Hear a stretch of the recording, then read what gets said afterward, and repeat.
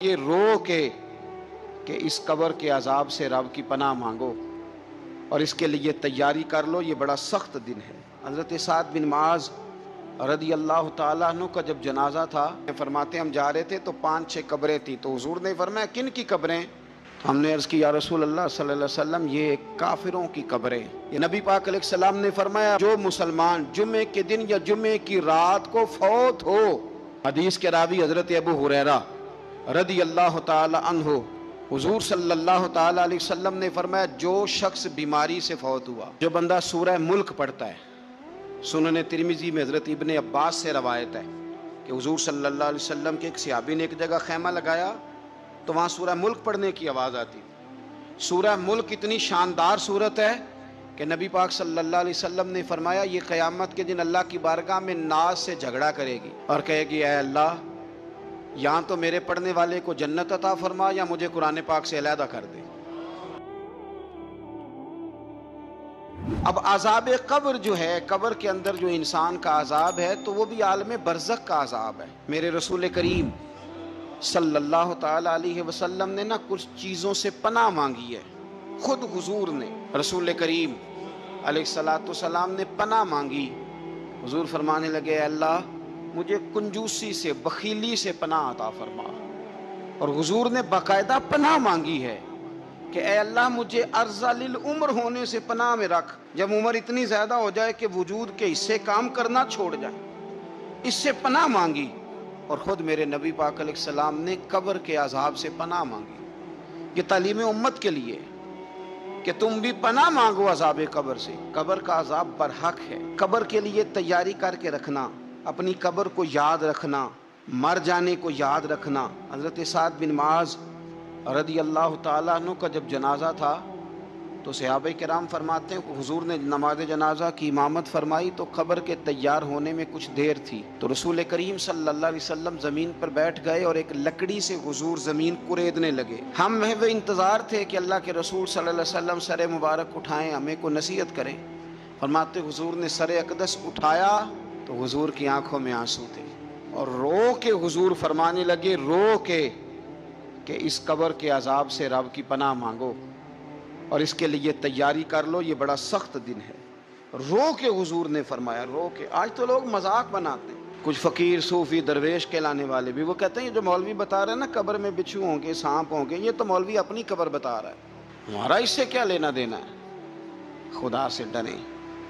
وہ چیزیں جو احادیث مبارکہ میں آ گئیں، جس سے نبی پاک نے ہمیں ڈرایا، ہمیں سمجھایا، آپ اس تنبیہ کو، اس نصیحت کو آپ اس رنگ میں لیں گے کہ مذاق بنایا جائے گا دین کا، بجائے اس کے کہ اس سے ڈرا جائے۔ حضرت سیدنا براء بن عازب رضی اللہ تعالیٰ عنہ ارشاد فرماتے ہیں کہ میں نے نبی پاک صلی اللہ تعالیٰ علیہ وآلہ وسلم سے خود اس بات کو سنا ہے، خود رسول کریم صلی اللہ علیہ وسلم نے فرمایا۔ حضرت زید بن ثابت رضی اللہ تعالیٰ عنہ بھی اس بات کے راوی ہیں، فرماتے ہم جا رہے تھے تو 5-6 قبریں تھیں، تو حضور نے فرمایا کن کی قبریں؟ ہم نے عرض کی یا رسول اللہ صلی اللہ علیہ وسلم یہ کافروں کی قبریں۔ یہ صحیح مسلم میں حدیث موجود ہے، کفار کی قبریں۔ تو اللہ کے رسول صلی اللہ علیہ وسلم فرمانے لگے، ذرا حدیث کے لفظوں پہ غور کرنا، حضور فرمانے لگے اگر مجھے ڈر نہ ہوتا کہ تم اپنے مردوں کو دفن کرنا چھوڑ دو گے، اگر مجھے اس بات کا ڈر نہ ہوتا کہ تم اپنے لوگوں کو، مرنے والوں کو قبروں میں دفن کرنا چھوڑ دو گے، اگر یہ مجھے ڈر نہ ہوتا تو میں سناتا کہ قبر کے اندر کس طرح عذاب ہوتا ہے، تمہیں دنیا میں رہ کے میں سناتا، پر ڈر ہے کہ کہیں تم اپنے مرنے والوں کو قبروں میں دفن کرنا چھوڑ ہی نہ دو، اس لیے میں تمہیں یہ بات نہیں بتاتا۔ اور میرے رسول کریم صلی اللہ تعالیٰ علیہ وآلہ وسلم نے پھر ارشاد فرمایا، اپنے غلاموں کی طرف نظر فرمائی، یہ بات کہہ کے کہ اگر مجھے ڈر نہ ہوتا کہ تم دفن کرنا چھوڑ دو گے تو تمہیں میں سنا دیتا کہ قبر میں کیا عذاب ہوتا ہے۔ پھر حضور نے صحابہ سے فرمایا چلو بھائی دوزخ کے عذاب سے اللہ کی پناہ مانگو، تو سب کہنے لگے ہم دوزخ کے عذاب سے اللہ کی، صحابہ نے کہا ہم دوزخ کے عذاب سے اللہ کی پناہ مانگتے ہیں۔ پھر نبی پاک صلی اللہ تعالیٰ علیہ وسلم نے ارشاد فرمایا تم سب کہو کہ ہم قبر کے عذاب سے اللہ کی پناہ مانگتے ہیں۔ تو صحابہ نے کہا ہم قبر کے عذاب سے اللہ کی پناہ مانگتے ہیں۔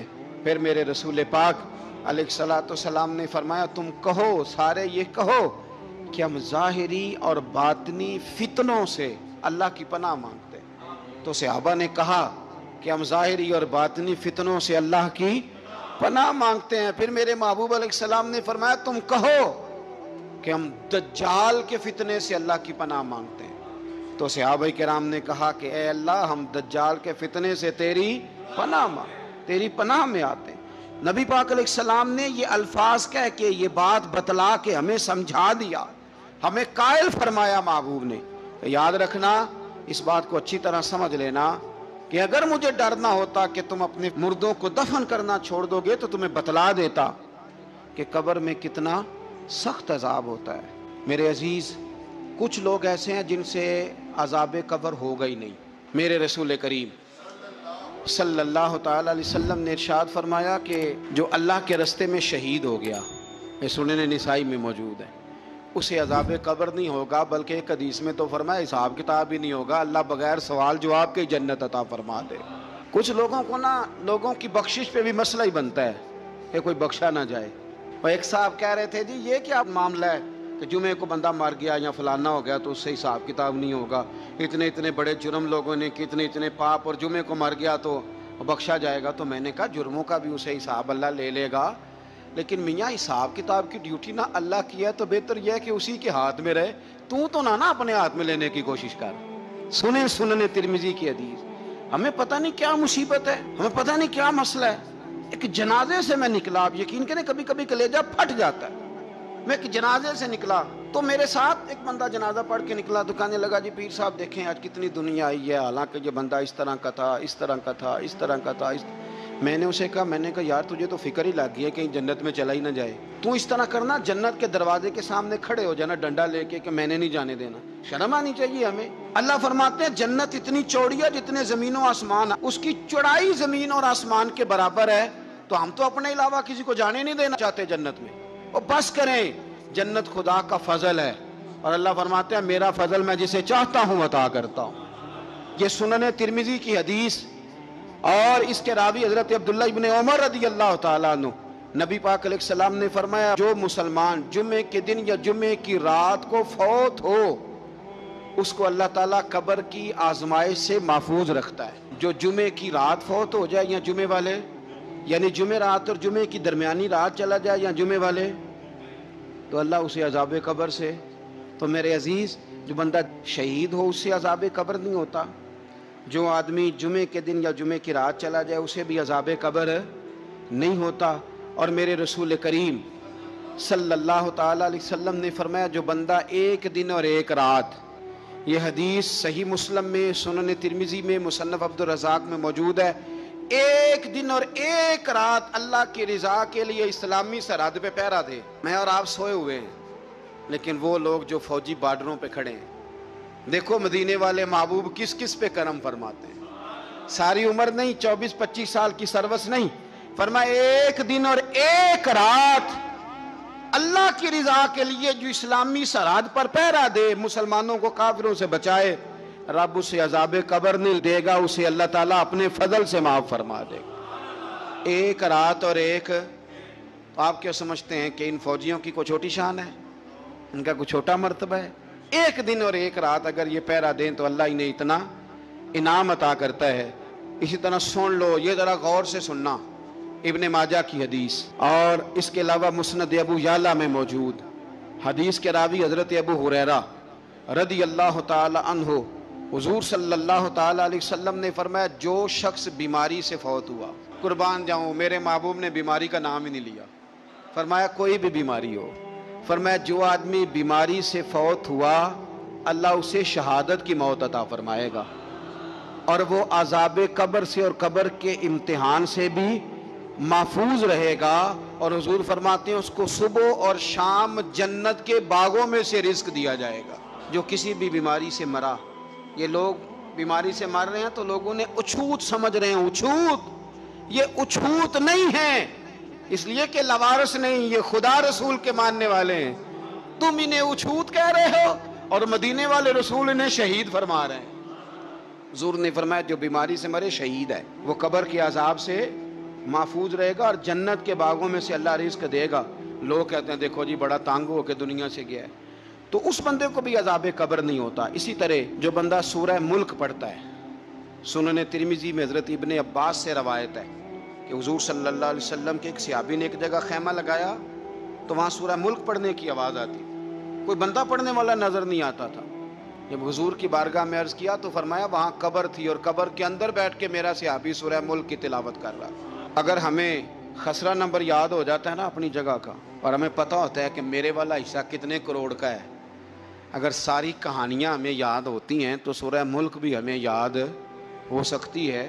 موبائل پہ اس کو ریکارڈ کر لیں، پھر اس کو سنیں کبھی بھی سورہ ملک میں۔ اور ہمارے سلسلہ عالیہ میں تو سورہ ملک وظیفہ ہے۔ ہمارے الوظیفۃ الکریمہ میں اعلیٰ حضرت نے لکھا ہے کہ رات کو سورہ ملک اور سورہ یاسین کے بغیر سونا نہیں۔ سورہ ملک اتنی شاندار صورت ہے کہ نبی پاک صلی اللہ علیہ وسلم نے فرمایا یہ قیامت کے دن اللہ کی بارگاہ میں ناز سے جھگڑا کرے گی اور کہے گی اے اللہ یا تو میرے پڑھنے والے کو جنت عطا فرما یا مجھے قرآن پاک سے علیحدہ کر دے۔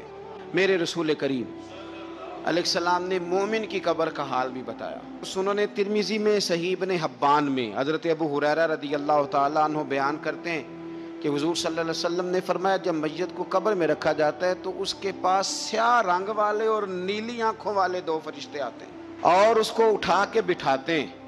باقی حدیثوں میں 3 ہی سوال ہیں، لیکن اس حدیث میں حضور نے فرمایا انہوں نے بس میرے بارے میں ہی پوچھنا ہے، اٹھا کے بس میرے بارے میں صرف یہ پوچھنا ہے بتا مدینے والے محبوب کے بارے میں دنیا میں کیا کہا کرتا تھا۔ تو اعلیٰ حضرت بریلوی تو کہتے ہیں میں نے تو کہہ دینا ہے سرور کہوں کہ مالک و مولا کہوں تجھے، باغ خلیل کا گل زیبا کہوں تجھے، تیرے تو وصف عید تناہی سے ہیں بری، حیراں ہوں میرے شاہ میں کیا کیا کہوں تجھے، لیکن رضا نے ختم سخن اس پہ کر دیا، خالق کا بندہ خلق کا آقا کہوں تجھے۔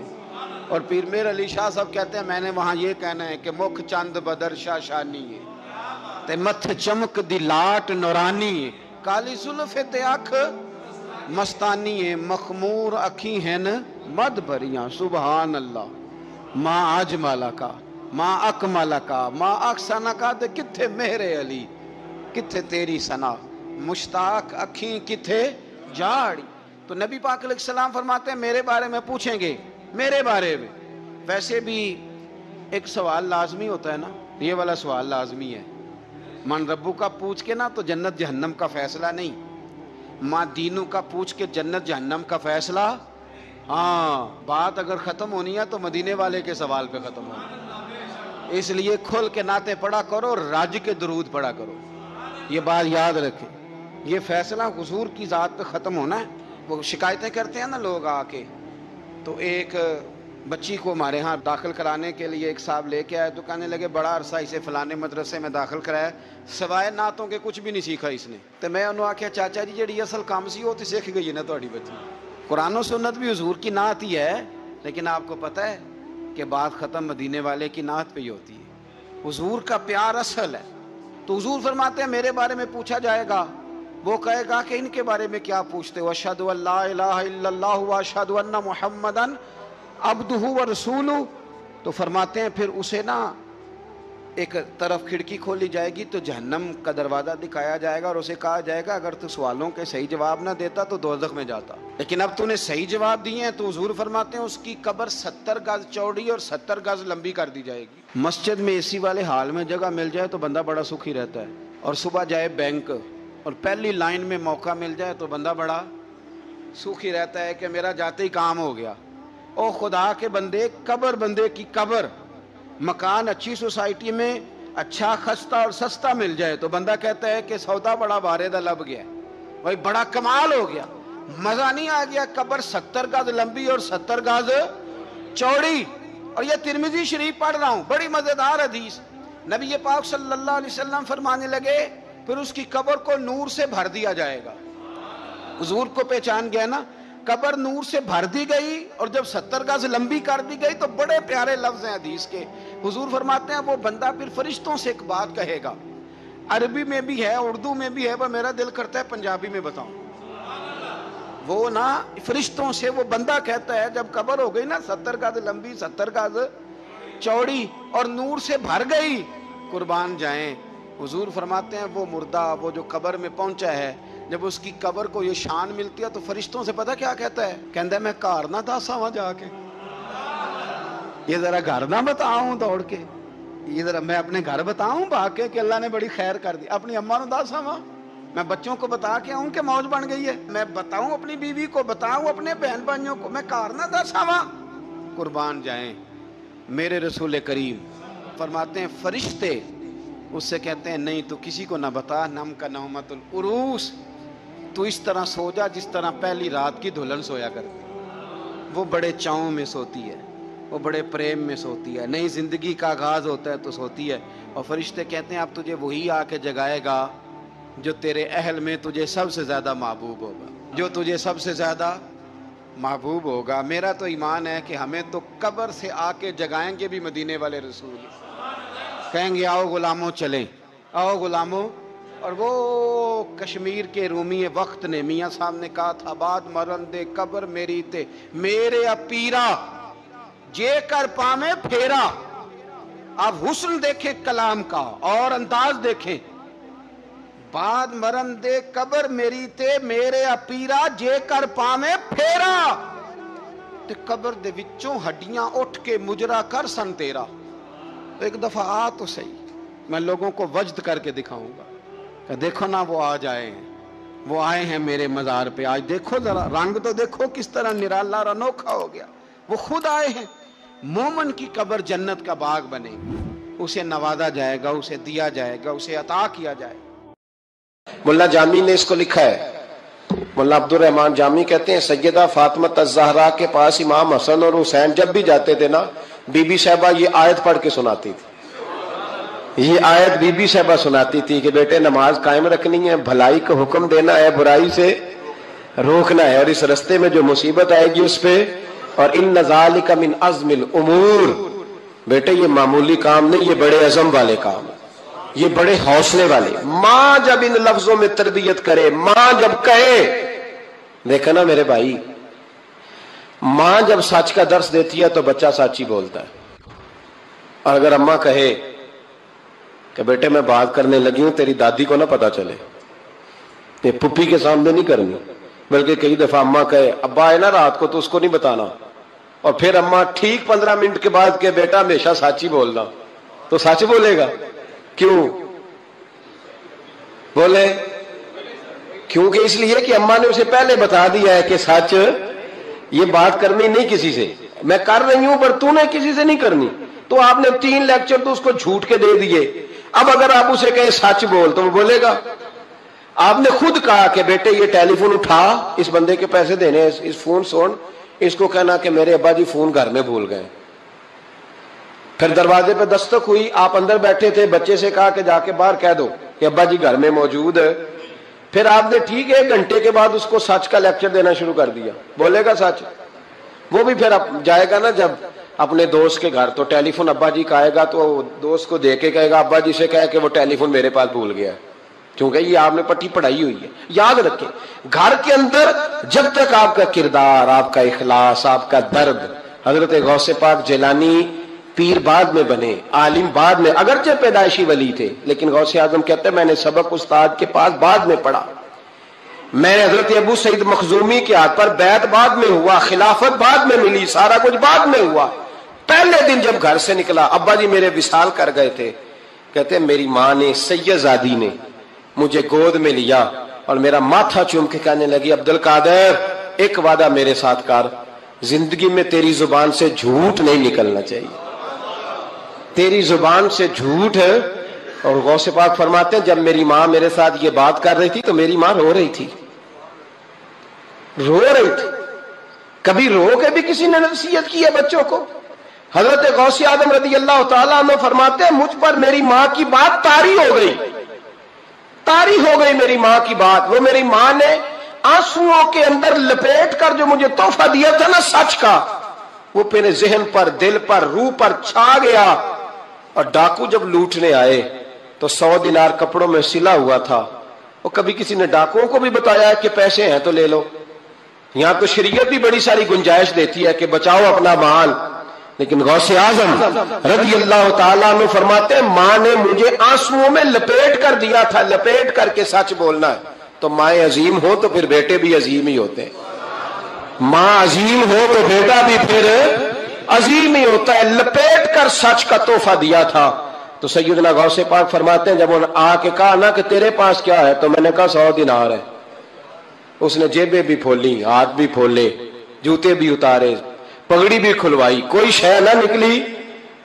تو کہتے ہیں وہ سردار کے پاس لے گیا، کہنے لگا سردار یہ عجیب بچہ ہے، کہتا ہے 100 دینار ہے، سارا ڈھونڈ لیا ملے نہیں، تو یہ جھوٹ بول رہا ہے۔ تو کہتے ہیں جب اس نے کہا نا جھوٹ بول رہا ہے، تو حضرت غوث اعظم کہتے ہیں مجھے جلال آیا، غصہ۔ میں نے کہا خبردار یہ بات نہ میرے ساتھ آج کے بعد کرنا، میں جھوٹ نہیں بولتا، یہ میرے قریب نہیں آ سکتا، خبردار۔ یہاں بچوں کو غصہ تب آتا ہے جب مرضی کا برگر نہ ملے، غوث اعظم کو غصہ کب آیا؟ خبردار سارا کچھ کر، آج کے بعد یہ لفظ نہ کہنا میں جھوٹ بولتا ہوں، عبد القادر جھوٹ نہیں بول سکتا، ہو ہی نہیں سکتا۔ اس نے کہا پھر بتا پیسے کدھر ہیں؟ تو حضرت غوث اعظم نے بٹن کھولے اور الٹ کر کے کرتا، کہنے لگے میری ماں نے سیے تھے۔ 12 سال کے غوث پاک، ایک روایت ہے 14 سال۔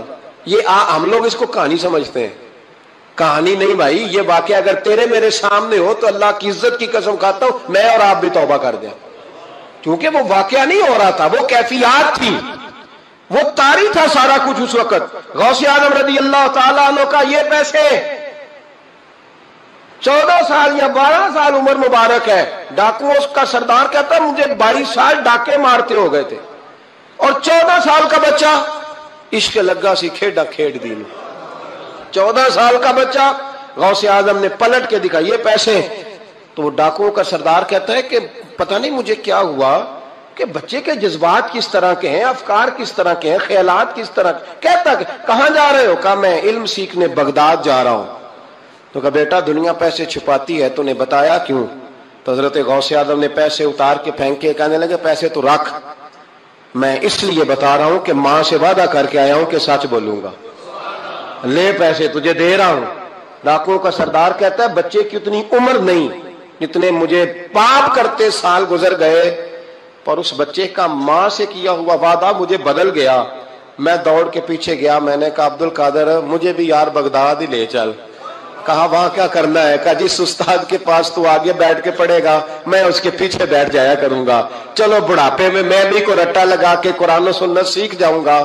تو کہتے ہیں تجھے کیا ہوا؟ کہنے لگے عبد القادر تو ماں سے کیا ہوا وعدہ نہیں توڑتا، میں رب سے کیے ہوئے وعدے توڑ رہا ہوں، توبہ میری۔ ڈاکوؤں سے کہنے لگے جاؤ کوئی سردار اور بنا لو، مجھے تو ماں بیٹے کا رشتہ جیت گیا ہے، یہ ماں بیٹے کا رشتہ مجھے جیت کے لے گیا، میں جیت گیا ماں بیٹے کے رشتے میں، یہ مجھے فتح کر گئے، تم کوئی اور سردار بنا لو۔ تو 22-23 ڈاکو تھے، پیچھے آ کے بیٹھ کہنے لگے سردار اگر گناہ اکٹھے کیے ہیں تو نیکیوں میں اکیلا تو نہ چھوڑ۔ او بھائی ماں بیٹے کا رشتہ اور ماں بیٹے کی تربیت، تو 14 سال کا بچہ توبہ کرا جاتا ہے، پر مصیبت یہ ہے کہ ہم وہ مائیں تیار کرنے میں کامیاب نہیں ہو سکے، لیکن ہم نے سدا ناکام نہیں رہنا، مائیں تیار کرنی ہے۔ مائیں تیار یہ والا مطالبہ نا بیوی سے کرتے ہیں کہ میری بیوی فٹافٹ صحیح ہو جائے، بیٹی سے کریں یہ مطالبہ، بہن پر کریں یہ محنت، یہ والی میرے حضرت خنسا رضی اللہ تعالی عنہا، جناب خنسا حضور کی ایک صحابیہ ہیں، انہوں نے بعد میں کلمہ پڑھا۔ دور جاہلیت میں ان کا ایک بھائی قتل ہو گیا تھا، انہوں نے اپنے بھائی کے جانے پر قتل ہونے پر ایک مرثیہ کہا تھا۔ وہ مرثیہ اتنا مشہور تھا کہ جہاں بھی پڑھا جاتا لوگ اپنا کوئی جانے والا یاد کر کے رونے لگ جائے۔ ہمارے ہاں تو اب نعت خانوں نے رواج بنایا نا، جس کے گھر میں کوئی فوتگی ہوتی ہے اسے اور زیادہ رلاتے ہیں۔ میاں صاحب تو شعر لکھ گئے تھے، کوئی یہ تو نہیں انہوں نے کہا تھا کہ سارے کلاتے ہی پڑے اجے، انہوں نے تو شعر لکھا تھا نا باپ مرے تے سر ننگا ہوندا تے پائی مرن تے کنڈ خالی تے ماما بعد محمد بخشا کون کرے رکھوالی۔ اب اس کو پتا ہے اس پہ روئیں گے بھی زیادہ، نوٹ بھی زیادہ دیں گے، تو ہر جگہ جا کے نا بات یہی چھیڑ دیتا ہے۔ اب وہ بیچارے بچے پہلے سے زیادہ روتے ہیں، تڑپتے ہیں، حالانکہ حکم یہ تھا کہ جب کسی جاؤ نا فوتگی پہ تو ان کو رلانا نہیں بلکہ ان کو حوصلہ دینا ہے۔ نعت خانوں کی بات ہوئی ہے تو آپ نے بڑا غور سے دیکھا ہے میری طرف, میں اور آپ بھی ایسے ہی کرتے ہیں.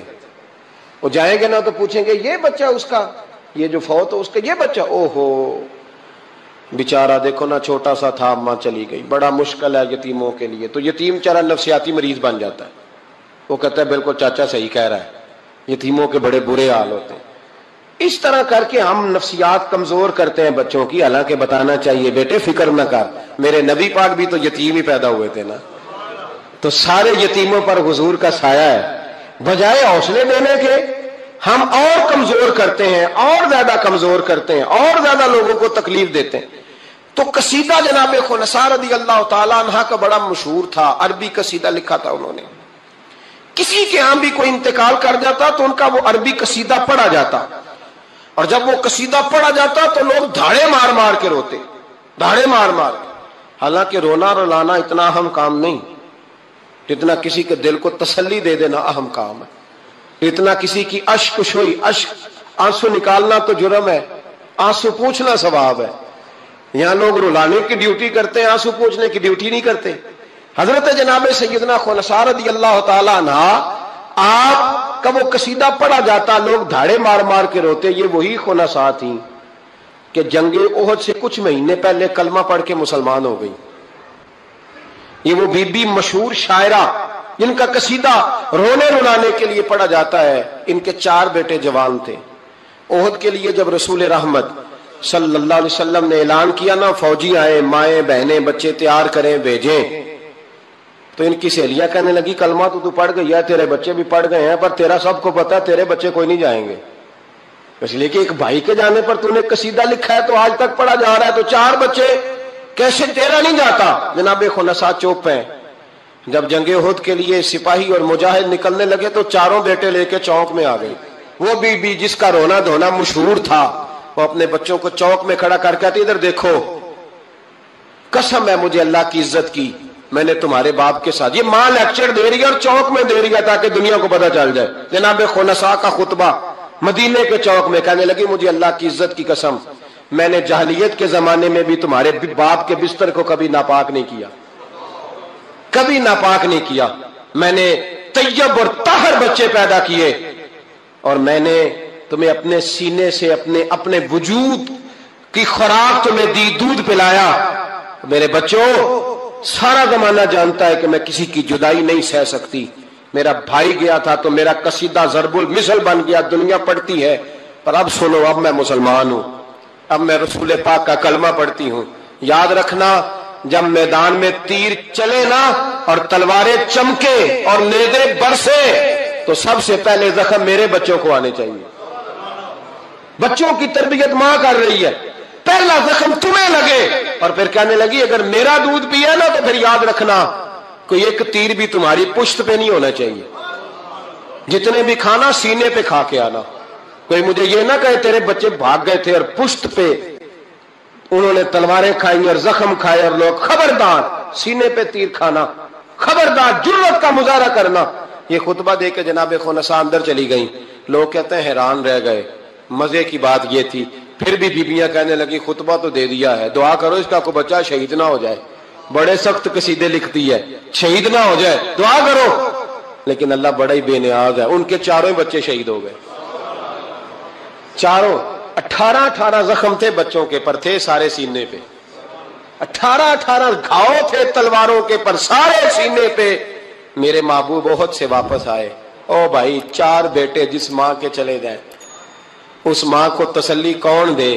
جناب خنساء کے کھڑی ہوئی تو صحابہ کہتے ہیں ہمارا خیال تھا کوئی درد والا شعر پڑے گی, رلا دے گی دنیا کو, لیکن میرے حبیب پاک نظر اٹھائی. کا خنساء تجھے پتا ہوگا تیرے 4 بیٹے شہید ہو گئے. کہنے لگی حضور یہی تو دکھ ہے.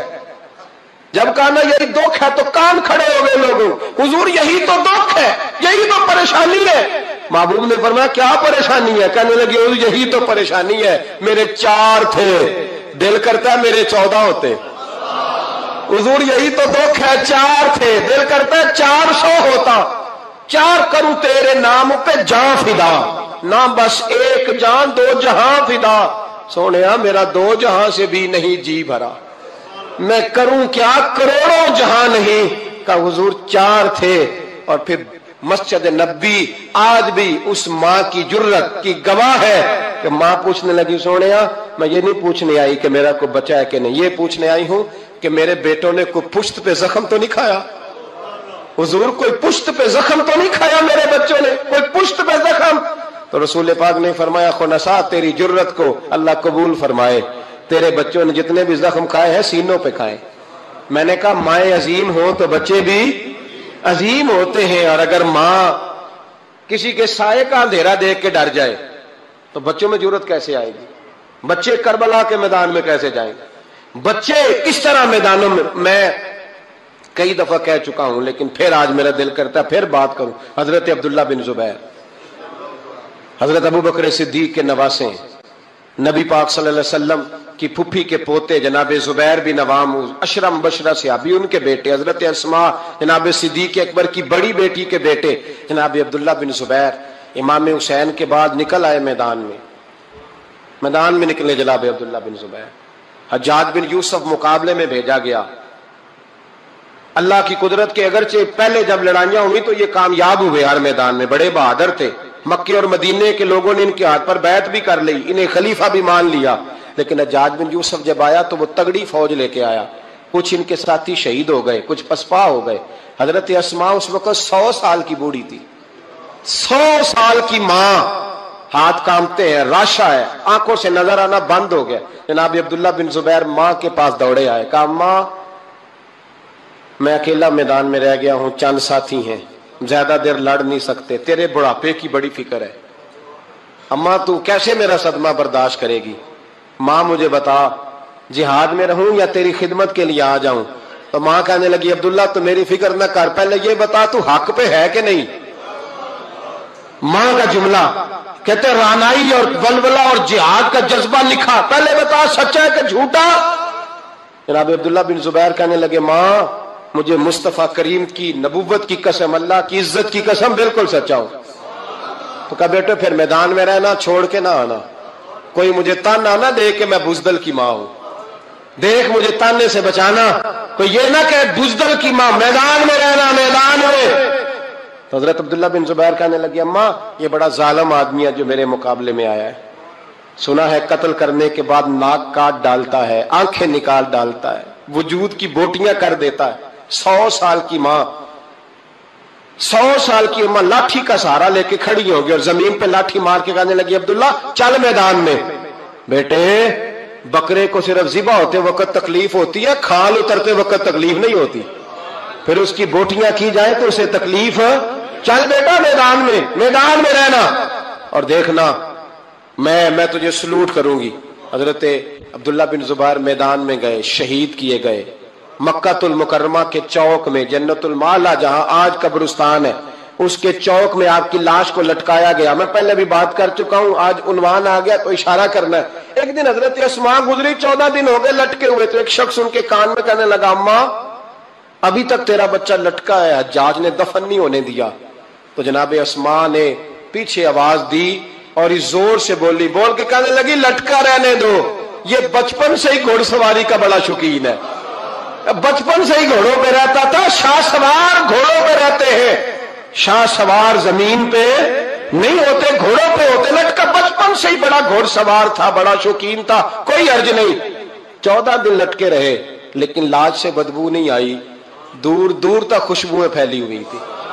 لوگوں نے کہا اسماء تیرے بیٹے کے وجود سے خوشبو بڑی آتی ہے، کہنے لگے جب پیدا ہوا تھا نا پہلے دن اس کے نانا ابو بکر صدیق اٹھا کے مصطفیٰ کی بارگاہ میں لے گئے تھے، نبی پاک نے کھجور چبا کے گٹی دی تھی میرے بیٹے کو، کہنے لگی اس کے وجود سے بدبو آ سکتی ہے جس کو پہلی خوراک محمد عربی کا لعاب دہن دیا گیا ہو، اس کے وجود سے بدبو ہے، لعاب دہن شامل ہے، اس کی تو نسلوں سے بھی خوشبو آتی رہے گی۔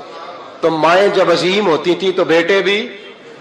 حضرت وہب ابن منبے کے پاس مزدور آ گئے، مزدور، ہم سارے بڑے پریشان، اور جب جا کے اماں کو دکھ سناتے اماں تھوڑی اور رو پڑتی ہے، حالات اور خراب ہو جاتے، زیادہ خراب ہو جاتے۔ حضرت سیدنا وہب ابن منبے مزدور آ کے کہنے لگے ہماری بھی کوئی زندگی ہے، ہمیں یہ پہاڑ کاٹنے پڑتے ہیں، تو فرمانے لگے آؤ تمہیں بنی اسرائیل کی بات نہ سناؤں، تمہارا حوصلہ بڑھ جائے گا. کہا سنائیے. کہنے لگے بنی اسرائیل کی ایک ماں کے 7 بیٹے تھے.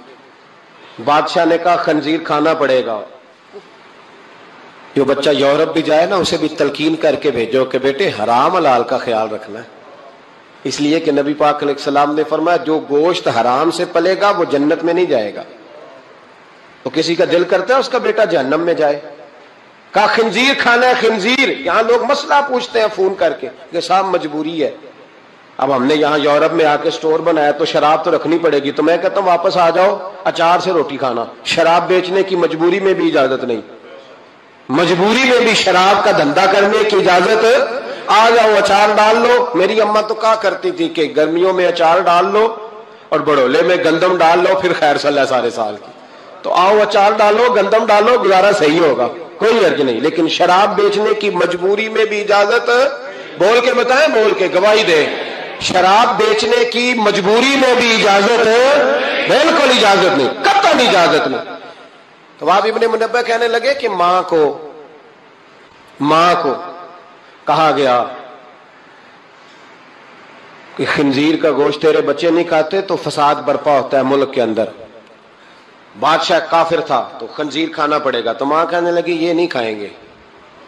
تو بادشاہ نے ماں کی آنکھوں کے سامنے بڑا بیٹا قتل کیا پھر چھوٹا قتل کیا. وہاں بھی ابن منبہ کہتے ہیں بنی اسرائیل کی اس بی بی کے سامنے 6 بیٹے قتل ہوئے.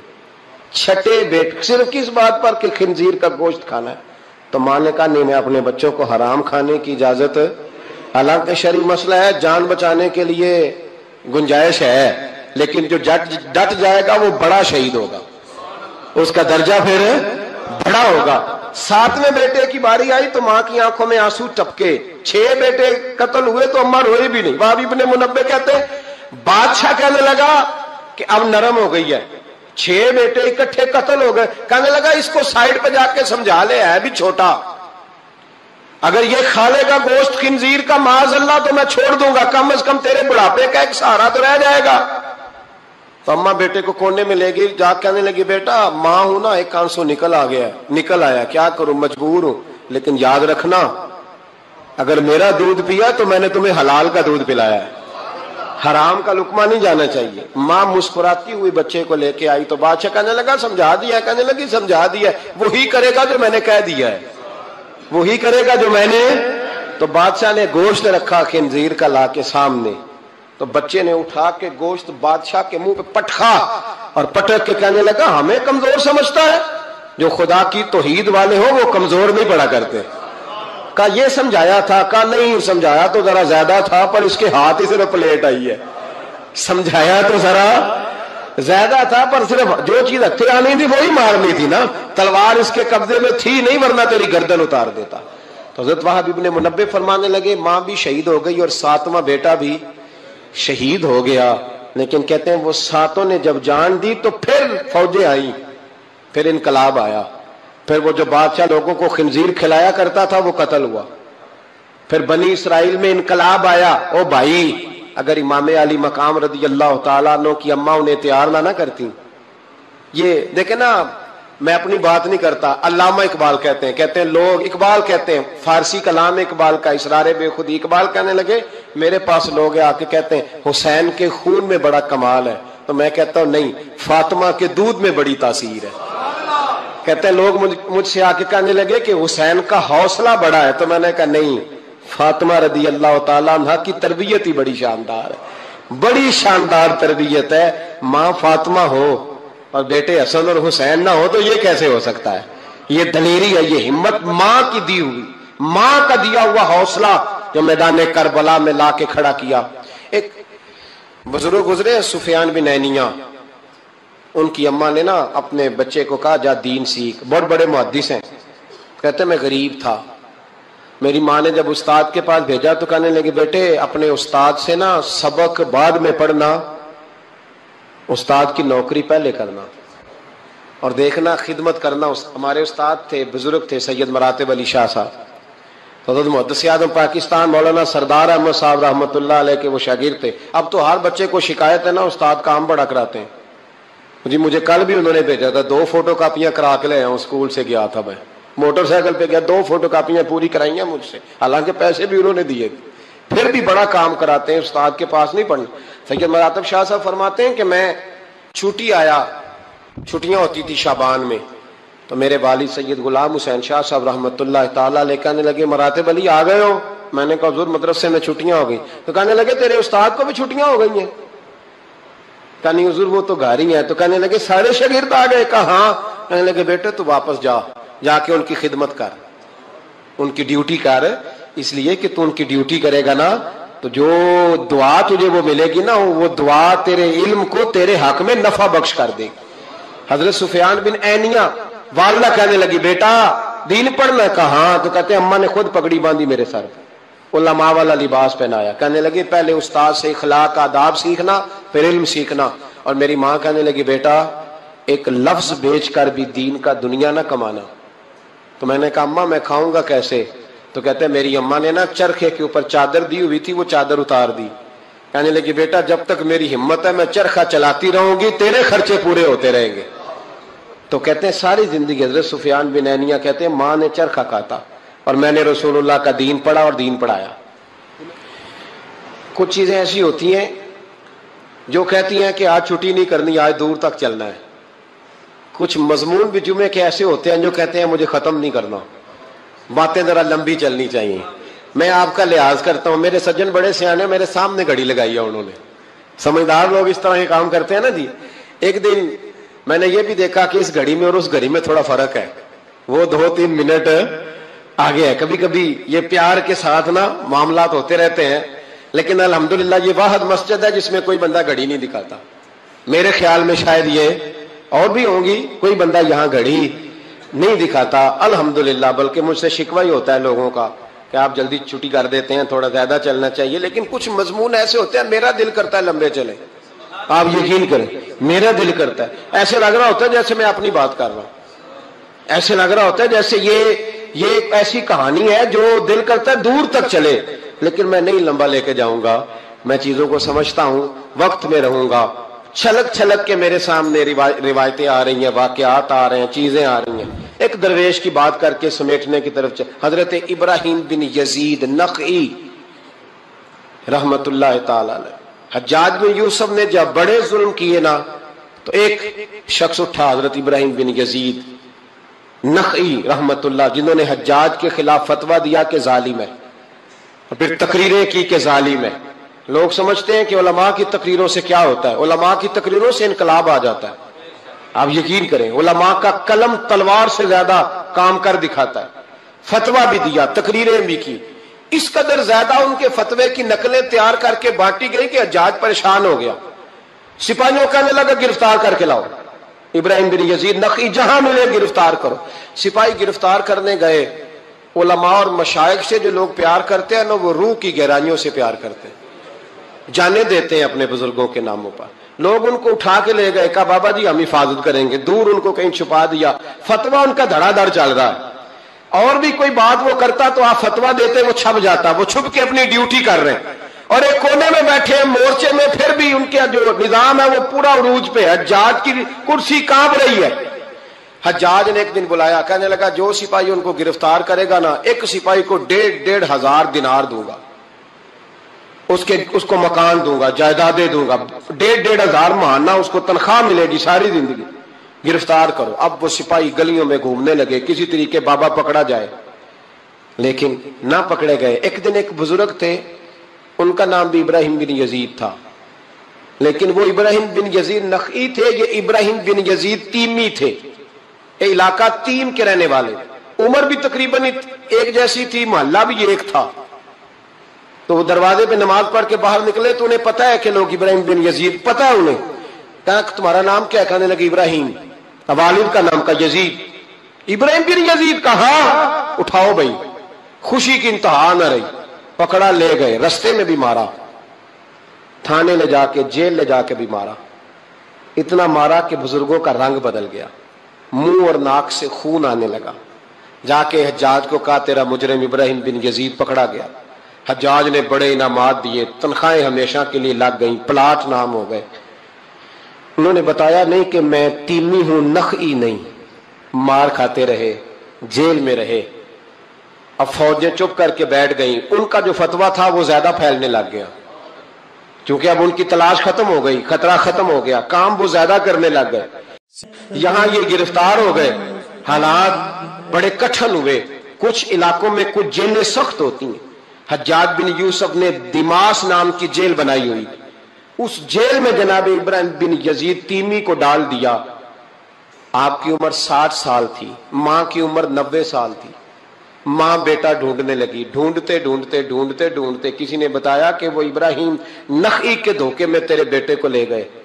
ماں جیل پہنچی، بیٹا ماں سے جب ملا تو بیٹا قدموں میں گرا. چہرہ دیکھ کے ماں کا کلیجہ پھٹ آیا، اتنے زخم میرے بیٹے کے وجود پر. کہا بیٹا انہیں بتایا کیوں نہیں کہ تو تیمی ہے نخعی نہیں، بتایا کیوں نہیں؟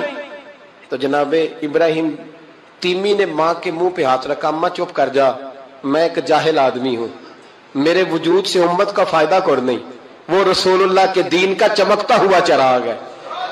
اماں ان کی وجہ سے کتنے سینے روشن ہیں، کتنے دلوں میں ایمان کی تازگی ہے، کتنی آنکھوں میں رسول اللہ کی محبت کا نور ہے. اماں ابراہیم بن یزید نخعی کی وجہ سے ظالم کانپ رہے ہیں، ڈر رہے ہیں، اور مظلوم اٹھتے ہیں کہ ہمارا بھی کوئی ہے نام لینے والا. اماں نہ، میری وجہ سے اگر وہ بچ سکتے ہیں تو میں کہیں جانے دینے کو تیار ہوں. مہربانی کر اماں، تو نے نہیں کہنا، تو نے کسی کو بتانا نہیں. ماں کہنے لگی بیٹا تو نبی پاک کے دین کے غلام پر جان دینے لگا؟ کہا ہاں. اماں کہنے لگی پھر میں کسی کو بتاؤں گی نہیں، بلکہ میں تیرے حوصلے کی دعا مانگوں گی.